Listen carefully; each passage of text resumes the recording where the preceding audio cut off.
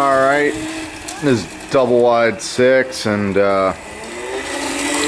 this is my latest project here. I've got my buddy out here, mini double wide 6. He's out riding on his scooter. He's 3.5 years old, and we got this scooter that we fixed up together. And so what we've done here is we've taken the original Razor scooter, and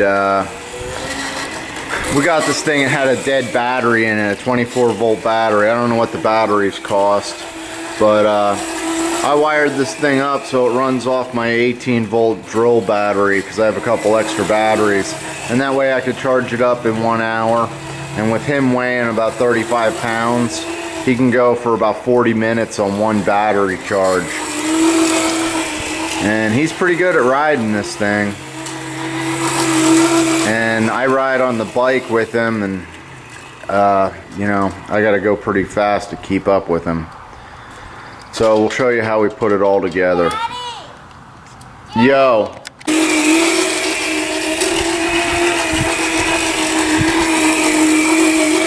Yeah, it goes pretty good. It even does a nice job going up hills.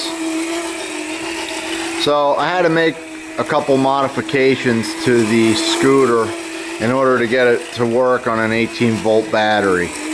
So the next thing I'll show you is kind of what I did to get it running so nicely on an 18-volt battery. So here's a closer look at the scooter, and kind of tell you what I had to do to modify it to run on 18 volt. It's pretty amazing what people get rid of. This thing, it probably just needed a battery. As I said, it takes a 24-volt battery. I don't even know what they cost, probably like 50-60 bucks. So here's what I had to do. First thing I did was I hooked up the battery to the potentiometer here. This kind of is the throttle. It spins, and as you spin the handle, it increases speed. So what I did is I hooked up the battery to that, and after about 3-4 minutes of riding, it actually smoked out the wires. So the real fine wires that were on that you can see right here, they're cut off. I wasn't able to use that, so I just got rid of that system, and I put in pretty much an all or nothing switch. So when this switch is pressed like that, it turns on the motor, and it automatically turns off on its own. So if you push it in, it goes, and if you let go, it stops. So that was the first thing I had to do, was attach that switch, and I actually used just a hose clamp to hold it on there. And then I ran down some thicker wires. As you can see, they're just you know, they have those metal things that slide on the bottom of the switch, and that's how that's connected. And that basically follows the frame all the way down to where the battery is underneath. Here's the batteries I use. This is just a Ryobi drill battery. The +1 batteries is what they are, 18 volts. And there's how I charge them up. I use this battery because number one, I had it on hand, and number two, I can charge it in an hour this way.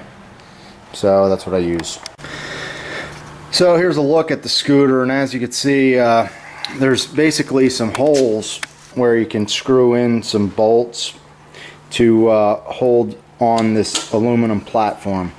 Well, if you want to change the battery often, which it runs for about 40 minutes,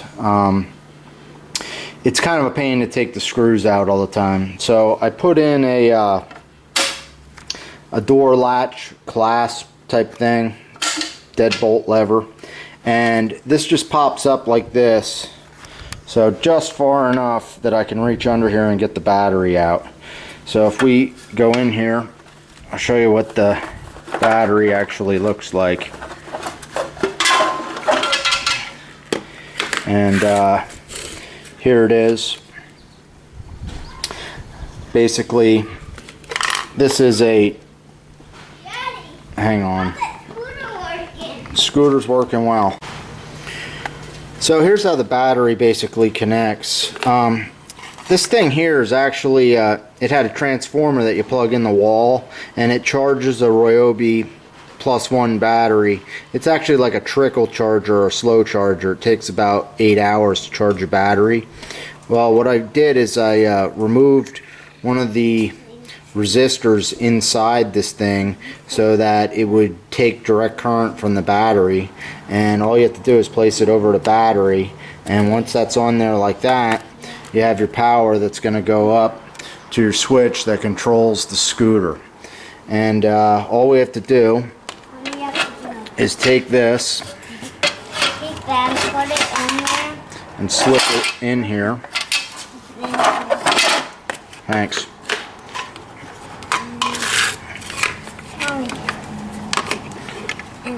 I have my helper here today. This will fit in here, and I just put a soda can in the back of here to keep it from sliding around, and then once the battery's in there, I just latch that gate down, and that's basically all it takes to change. And I just did it with one hand there and a little help from my assistant. So that's basically what I did here for this little project, and we've been real happy with it.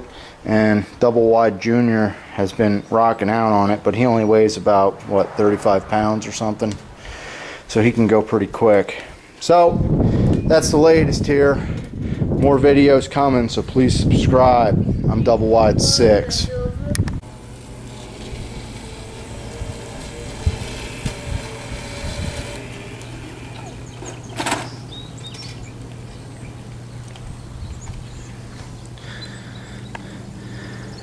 Yep. This is what it's like shooting a video. We're gonna have to do take 2 of this.